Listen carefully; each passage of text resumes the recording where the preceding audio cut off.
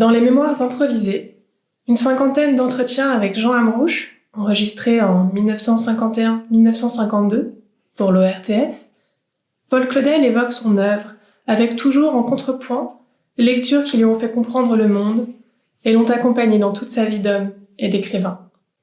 On peut dire à son propos qu'une vocation d'écrivain est née sous le signe de la lecture.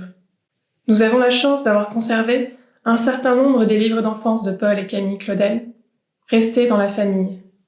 Vous allez pouvoir les découvrir. Ainsi, l'Atlas familial. Je suis à la fois un voyageur et un enraciné. J'ai toujours eu en moi cette envie de m'en aller, de courir le monde. J'alimentais ça par la lecture d'un journal qui paraissait à cette époque-là, qu'on appelait le Tour du monde. Je passais des journées entières à lire le récit de voyages en Chine et dans l'Amérique du Sud. J'ai toujours été un grand lecteur, un dévoreur de papier imprimé. Il doit y avoir une espèce de sentiment farouche, d'intrépidité personnelle qui doit guider le poète, enfin, le poète en germe. Je puis dire que je n'ai jamais cessé d'écrire ou de composer depuis mon enfance. Je me rappelle des espèces de poèmes que je devais écrire vers 5 ou 6 ans. Dans la petite enfance, je les écrivais naturellement. Mais dès que j'ai eu 13 ou 14 ans, je me suis trouvé une vocation d'écrivain ou de poète. Louis-Prosper Claudel, le père de Paul et Camille, est nommé à Nogent-sur-Seine en 1876. Paul Claudel découvre alors, sous l'autorité bienveillante de son professeur, M. Collin, les morceaux choisis d'Aristophane, la chanson de Roland, le roman de Renard. Enfin, dit-il, des textes que je trouvais magnifiques, qu'on ne lit pas d'habitude aux enfants, et qui nous enthousiasmaient, ma sœur et moi. Lire avec enthousiasme peut être, et ce sera le cas pour Claudel, le déclencheur du désir d'écrire. Voici qu'apparaît le premier texte de théâtre, envoyé par le tout jeune auteur au théâtre de l'Odéon. Même si le comité de lecture les refuse, une allusion à Shakespeare nous donne la mesure de l'originalité de l'écrivain en herbe. Dans les mémoires improvisées, Claudel s'explique avec humour sur cette première œuvre. L'Endormi est encore une pièce d'enfant. On y trouve des éléments qui, en somme, font partie de mon répertoire, à ce point que le sujet de l'Endormi, on le retrouve plus tard dans mon drame satirique appelé Proté. Pour moi, l'intérêt principal que je trouve à l'Endormi, c'est que dans l'édition qu'en a faite le libraire suisse qui l'a livré au public, il y a un portrait de moi au crayon par un de mes camarades de classe appelé Gabriel Dorothon. Il m'a fait mon portrait justement au moment où j'écrivais l'Endormi, à peu près. Il paraît que j'étais un jeune garçon, rose et joufflu à cette époque-là. La famille s'est installée à Paris en 1881. Paul Claudel poursuit ses études au lycée Louis-le-Grand et découvre grâce à Burdeau, son professeur de philosophie, les grands philosophes primitifs de l'histoire grecque, qui auront une très grande influence sur lui. Quand je suis sorti du lycée, je suis sorti avec un bagage complètement négatif, c'est-à-dire que je rejetais violemment tout ce qu'on avait essayé de me mettre dans la tête, qu'on voulait m'imposer. Je l'ai au contraire en partie accepté, et avec avidité et voracité plus tard, dès le moment où on n'a pas essayé de me l'imposer, où je me le suis administré à moi-même comme une nécessité organique et vitale que je pouvais assimiler.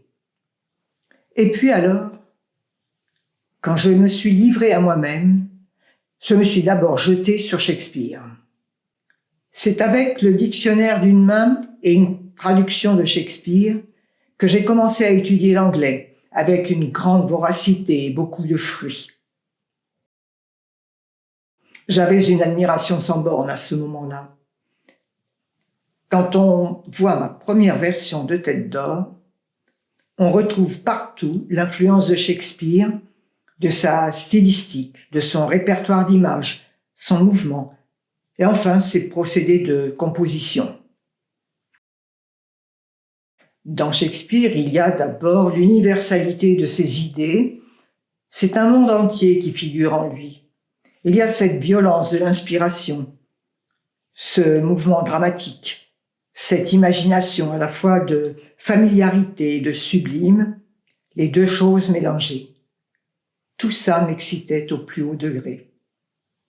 Alors, Shakespeare m'a amené au tragique grec.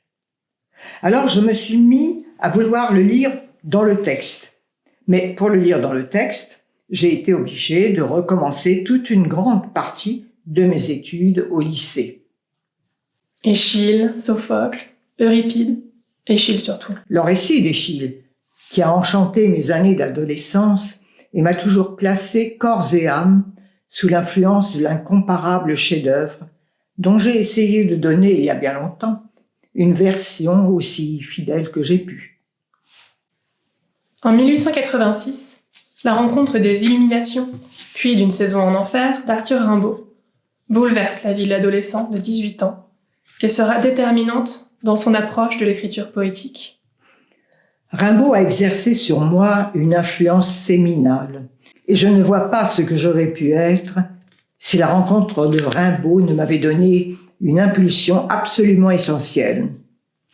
Je me rappellerai toujours cette matinée de juin 1886 où j'achetais une petite livraison de la Vogue qui contenait le début des Illuminations. C'en fut vraiment une pour moi. J'avais la révélation du surnaturel. C'est le même élan qui pousse Arthur Rimbaud, l'homme aux semelles de vent, et Paul Claudel, ou l'absent professionnel, tel qu'il se définit dans son exil de diplomate. Paul, il nous faut partir pour un départ plus beau.